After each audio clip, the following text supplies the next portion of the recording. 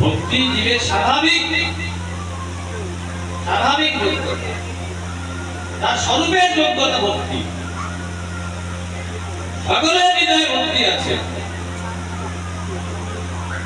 ভক্তি দিয়ে ভগবান পাঠিয়েছেন জীবকে, 12টি রস দিয়ে পাঠিয়েছেন প্রত্যেকের জন্য।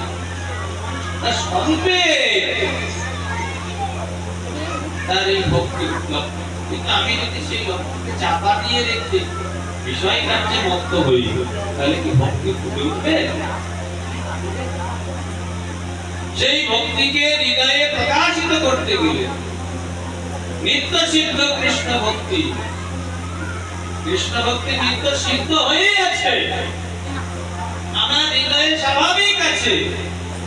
ভক্তিকে নতুন করে আর তৈরি করতে হবে না, সৃষ্টি করতে হবে না, প্রত্যেকের মধ্যে ভক্তি আছে।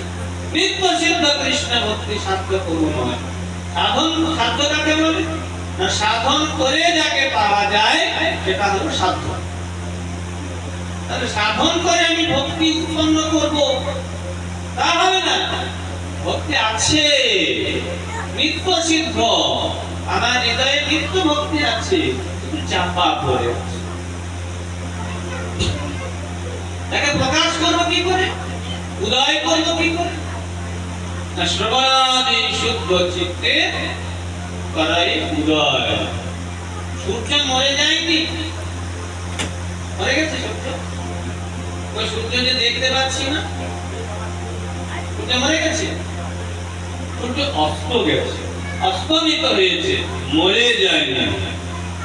আবার ঠিক সময় উদিত হবে তো, না হবে না? ভগবান দিচ্ছে, যদি মনে করেন আর সূর্য উদয় হবে, আমি বলতে পারবো না। আমরা আশা করি আগামীকাল সকালে ঠিক তদ্রূপ সূর্য যেমন মরে যায় না, সূর্য অস্তমিত হয়, পুনরায় উদিত হয়, ঠিক তদ্রূপ আমার হৃদয়ে ভক্তি আছে।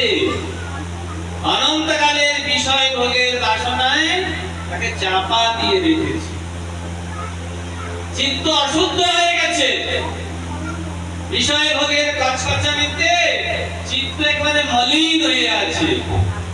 এখন সেই চিত্ত শুদ্ধ হলে কি হবে? ভক্তি উদিত, শ্রবণাদি শুদ্ধ।